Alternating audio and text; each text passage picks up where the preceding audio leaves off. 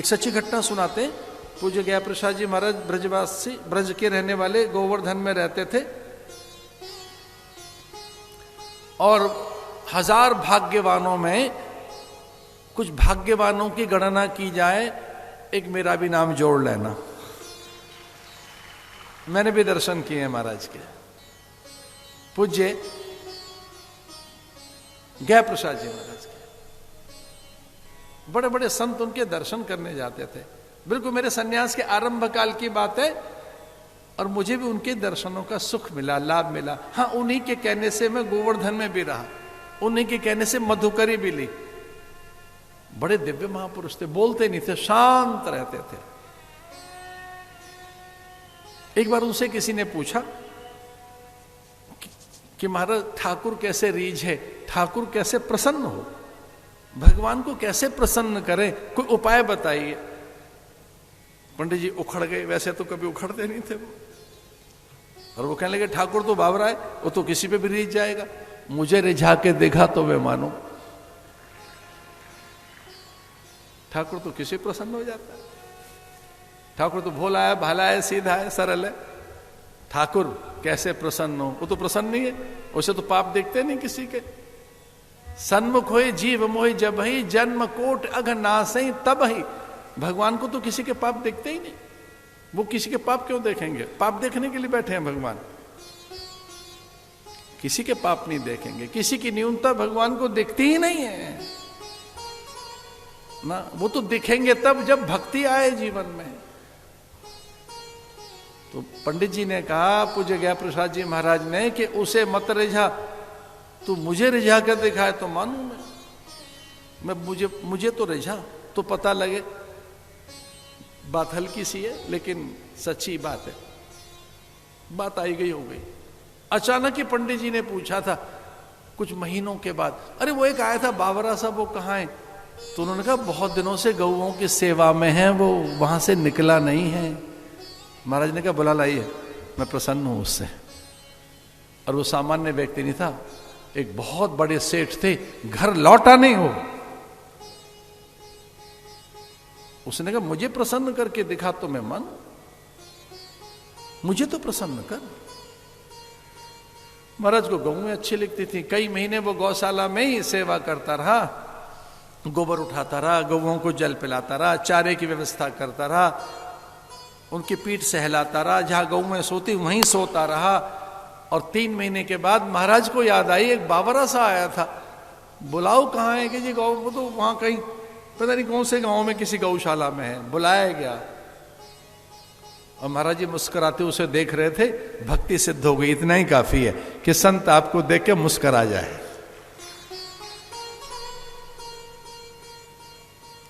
द्वारिका में भक्ति कैसे जगे?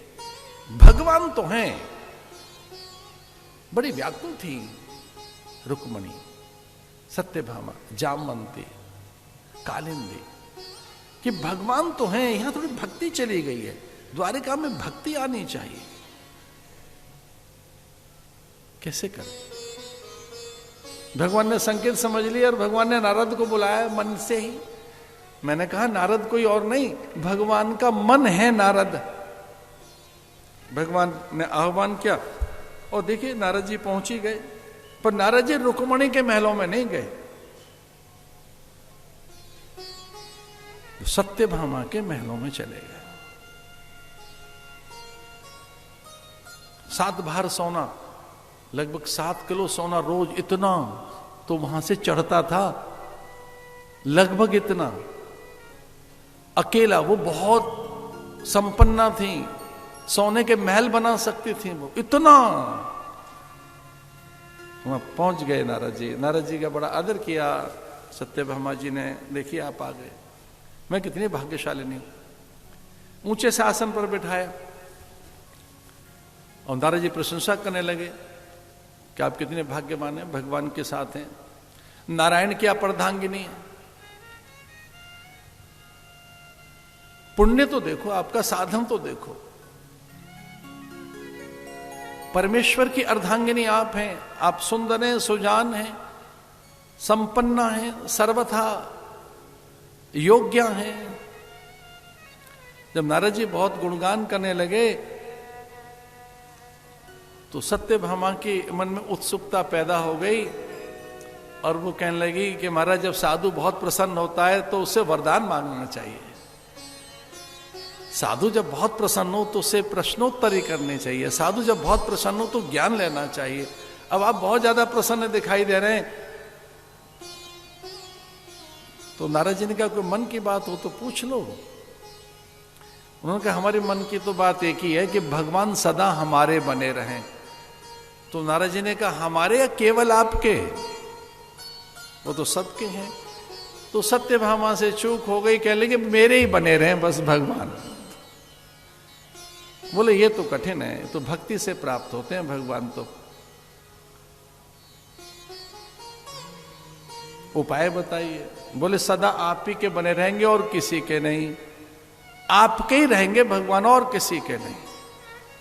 एक उपाय करना पड़ेगा छोटा सा। क्या?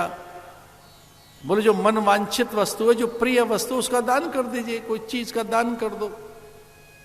साधु ब्राह्मणों को देखकर दान करना चाहिए। कोई चीज का दान कर दीजिए जो प्रिय वस्तु हो। लेकिन ध्यान रखना जो प्रिय से प्रिय वस्तु उसका ही ध्यान करना।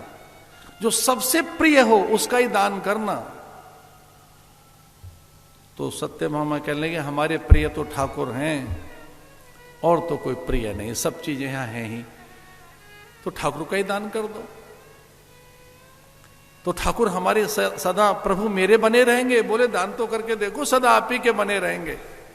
और बस संकल्प करवा लिया नारद जी ने। जम्मू द्वीपे भरत खंडे भरतखंडे भारत वर्षे पश्चिमी प्रदेशे द्वारिका, हाथ में जल देकर, और सत्यभामा को ध्यान नहीं रहा, वो भगवान का दान करके और कहने लगे मैंने ठाकुर आपको दिया दान में। इतने में भगवान आ गए। और जब भगवान को आते हुए देखा तो नारद जी ने कहा कि बाकी की चीजें तो बाद में होंगी, पहले हमारी वीणा पकड़ लीजिए। कि करना क्या है कि पीछे पीछे आओ, आप दान में हमको मिल गए, अब हमारे साथ चलिए। नारद ने वीणा दी, भगवान पीछे पीछे। तो पूछा जा कहां रहे आप? उन्होंने कहा जहां जहां मैं जाऊंगा वहीं ये जाएंगे। ये वेश बदल लिया करेंगे, अथवा तो गुप्त हो जाएंगे, अथवा तो कोई और रूप धारण कर लेंगे, पर अब ठाकुर मेरा है। अब वो रोने लगे कि ये क्या किया आपने? ये तो यहां से मत लेके जाओ, उन्हें छोड़ देंगे। इनके बदले कुछ दान दे दीजिए। इनके बदले दान, हाँ जो अच्छा लगता है वो दे दो, इन्हें रख लो।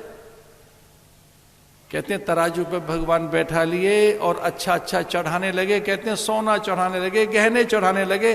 ठाकुर पर सारी द्वारिका का सोना चढ़ गया। ठाकुर भारी हो गया, बहुत भारी। तुले नहीं। बात रुक्मिणी को पता लगी, वो आई और रुक्मिणी ने कहा कि ये चक्कर में आ गई आप साधु के, ये नारद है। धीरे से कान में बताया ये नारद है। नारद मतलब बोले भगवान का मन है, भगवानी लीला कर रहे हैं सारे। ये सब कुछ भगवान की लीलाएं हैं। नारद की तरफ से कुछ नहीं हो रहा है, ये भगवान की लीला चल रही है। नारद भगवान का मन है। तो अब मैं क्या करूं? सत्यभामा ने कहा कि जो मन को सबसे प्रिय लगता है ठाकुर को, जो सबसे प्रिय है वो वस्तु चढ़ाओ इस पे। रुक्मिणी बड़ी दीदी और पूछा सत्यभामा ने कि ठाकुर को सर्वाधिक प्रिय क्या है? बोले जो सबसे प्रिय है, जिस पे तुल जाएंगे, जिसके आगे झुक जाएंगे, शीश झुका देंगे, जिसके बिना आनाकानी नहीं करेंगे, सब कुछ खा पी लेंगे, फिर देखेंगे नहीं कौन सी क्या चीज है, वो है तुलसी। तुलसी दल डाल दो इसमें। रुक्मिणी ने उस पे कृष्ण लिखा एक तुलसी के पत्ते पे और तराजू में रखा तो ठाकुर तुल गया। ठाकुर ऊपर और वो तुलसी का पत्ता नीचे। नारद जी ने तुलसी का पत्ता उठाया, मुंह में डाला प्रसादी समझकर और कहने लगे रखो अपने ठाकुर को, जो इतना हल्का है पत्ते पे तुल जाता है, हमें नहीं चाहिए ऐसा, रखिए अपना, ये तो बहुत हल्का है। हम तो बहुत भारी समझे बैठे थे, बड़ा हल्का ठाकुर है, हम नहीं ले जाएंगे, इसे रखिए। जाते जाते सत्यभामा ने कहा कि गुरुदेव आपने आज हमको बड़ा ठगा छला। बोले हमने कुछ नहीं किया है, भगवान का ही मन था, जो भगवान सोचते मैं तो वैसा करता हूं। मुझे आपसे एक और बात कहनी थी, वो भरोसे के साथ सुनना। साधु भी कुछ और नहीं, भगवान का ही मन होता है। साधु के द्वारा कोई बात आपके पास आई है तो ये मत समझना ये साधु का विचार है, ये साधु की कल्पना है, ये कुछ साधु की मांग है, ये कुछ साधु का आह्वान है।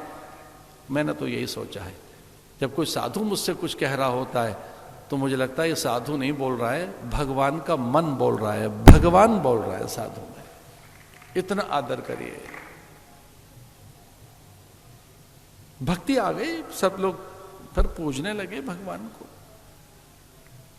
नारद जी आ गए तो क्या नहीं आया।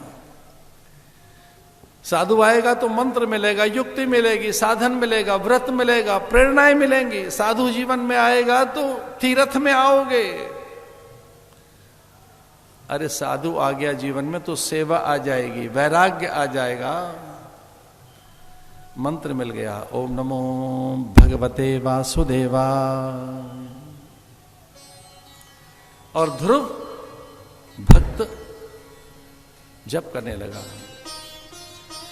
फलाहार करते हुए, फिर जल पे रहने लगा, जल त्याग दिया, फिर वायु पे रहने लगा, फिर वायु भी त्याग दी, और एक पैर से खड़ा हो गया। फिर तो भगवान से रहा ही नहीं गया, अपना शंख लाकर उसके कपोल पर लगाया, और देखिए क्या कहने लगा। योऽन्तः प्रविश्य मम वाचमिमां प्रसुप्ताम् सञ्जीवयत्यखिलशक्तिधरस्वधाम्ना अन्याश्च हस्तचरणश्रवणत्वगादीन् प्राणान्नमो भगवते पुरुषाय तुभ्यम्।